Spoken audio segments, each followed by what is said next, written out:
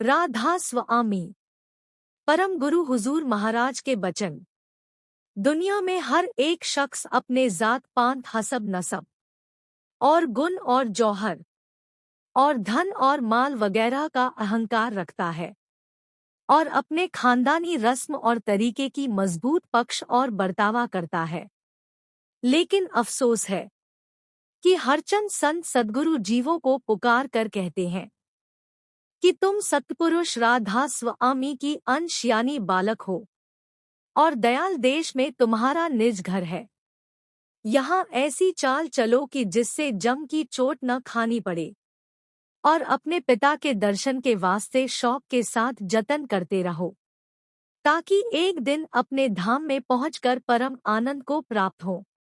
पर जीव उनके वचन को बहुत कम मानते हैं, बल्कि उल्टी उनकी निंदा करते हैं और उनसे दूर रहकर अपना अकाज करते हैं। इस दुनिया में सब जीवों को अपनी जात पात और गुण और जौहर और धन और माल और अपने कुल और खानदान की बड़ाई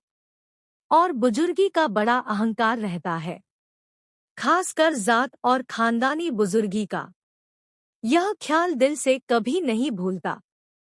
और जहाँ कहीं जीव जाता है या किसी नए शख्स से मिलता है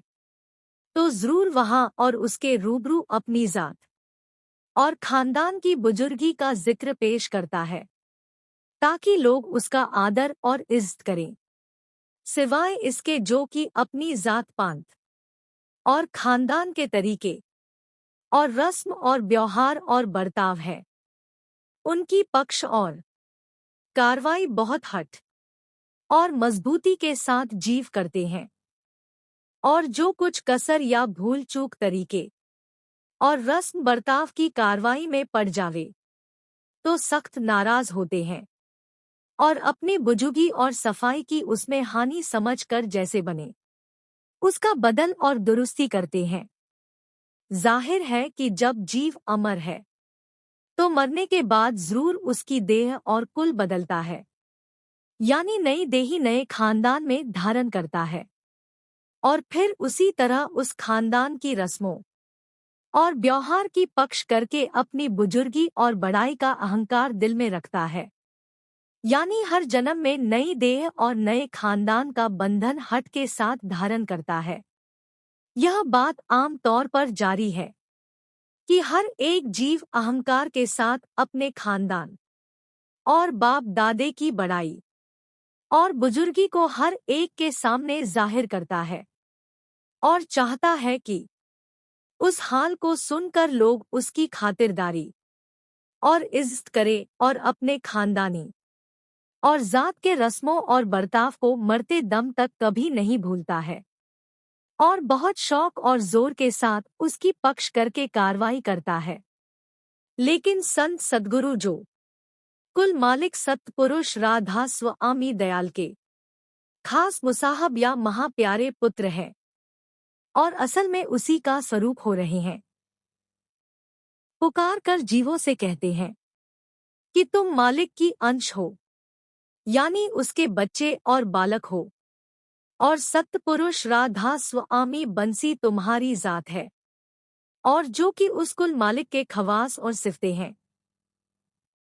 वही असल तुम्हारे ख्वास और सिफ्त है, क्योंकि दोनों का जौहर एक ही है, पर कुसंग के सबब से यानी मन और माया और इंद्रियों और माया के रचे हुए भोगों और पदार्थों की सोहबत और संग से तुम अपने सच्चे माता पिता राधा स्वामी दयाल और उसके धाम को जो तुम्हारा निज देश और वतन है भूल गए हो और तुम्हारे असली ख्वास और सिफतें दब गई है और बजाय उनके मन और माया और उनके ख्वास और गुण तुम्हारे अंतर में धस गए हैं और उन्हीं के स्वभाव में तुम इस देह और इस लोक में बरत रहे हो और दुख सुख भोगते हो और धर्मराय और जमदूतों के हाथ से जिल्लत निरादर और खिफ्त अपमान और ख्वारी सहते हो और नाकिस आदतों और पाप कर्मों के सबब से जो कुसंग की वजह से तुमसे बन रहे हैं। नीची ऊंची जोनों और देशों में जिसको 84 का चक्कर कहते हैं, भरमते रहते हो। और फिर संत सद्गुरु फरमाते हैं कि जो दुख सुख और जन्म मरण के चक्कर और ख्वारी और जिल्लत और बेइज्जती से बचना चाहो तो अपने सच्चे माता पिता कुल मालिक राधा स्वामी दयाल की महामहिमा और महा आनंद और सबसे ऊंचे धाम का और महानिर्मल और दया और प्रेम के भरे हुए ख्वासों और सिफ्तों का और अपने सबसे आला और भारी जौहर और जात और बंस का ख्याल करके अपने प्यारे और दयाल पिता से मिलने और वतन में पहुंचने का जतन करो और अपनी ऊंची जात और ऊंचे बंस और ऊंचे से ऊंचे धाम का ख्याल और अहंकार मन में बसाकर कुसंगियों की सोबत जो की महामलीन और बिकारी और असल में तुम्हारी बैरी है डॉट बाजे जीव जो वास्ते कल्याण अपने जीव के मामूली और रस्मी परमार्थी कार्रवाई करते हैं, उस कार्रवाई में न तो अपने देश में पहुंचने का फायदा हो सकता है और न कुछ रस और आनंद रास्ते का मिलना मुमकिन है और न पता और भेद सच्चे मालिक राधा स्वामी दयाल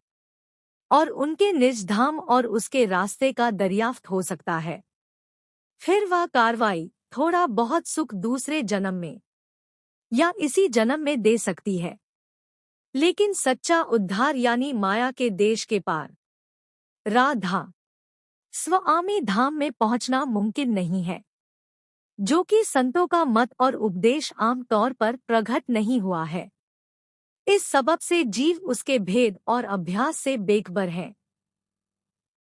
और अपने अपने मत के पुराने इष्ट और चालों में अटक रहे हैं और दुनिया के कारोबार और भोग विलासों में ऐसे ग्रस रहे हैं कि किसी को खोज भी सच्चे मालिक और सच्चे रास्ते और सच्ची जुगत उसके तय करने का नहीं है और बसबब धोखा टेने लिबासी भेषधारी वेशधारी स्वांगी और नकली परमार्थियों के कि जरा जरा से काम में मुक्ति का फल मिलना बतलाते हैं। जीव उन कामों को करके किसी कद निश्चिंत और निर्भय हो जाते हैं और उन नादानों के वचनों को सही और दुरुस्त मानते हैं। इस वक्त में जो कि कुल मालिक राधा स्वामी दयाल जीवों को महादुखी और निर्बल देखकर अति दया करके आप इस लोक में संत सद्गुरु रूप धारण करके प्रकट हुए डॉट निज भेद अपना और अपने धाम का और सहज रास्ता और सहज जुगत उसके तय करने की अपने घट में जीवों को समझाई और आम तौर पर उसको अपनी बानी और वचन में वर्णन किया।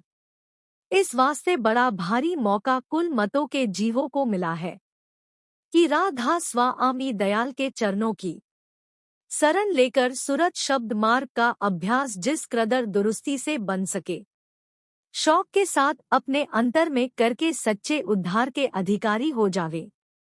और बारंबार देह धर कर दुख सुख और जन्म मरण के भोग से अपना छुटकारा कर लेवे। कुल मालिक राधा स्वामी दयाल ने जीवों के उपकार के वास्ते खास आगरे में जहाँ की वे प्रकट हुए और भी कितने ही बड़े बड़े शहरों में मेहर और दया से अपना सत्संग जारी फरमाया है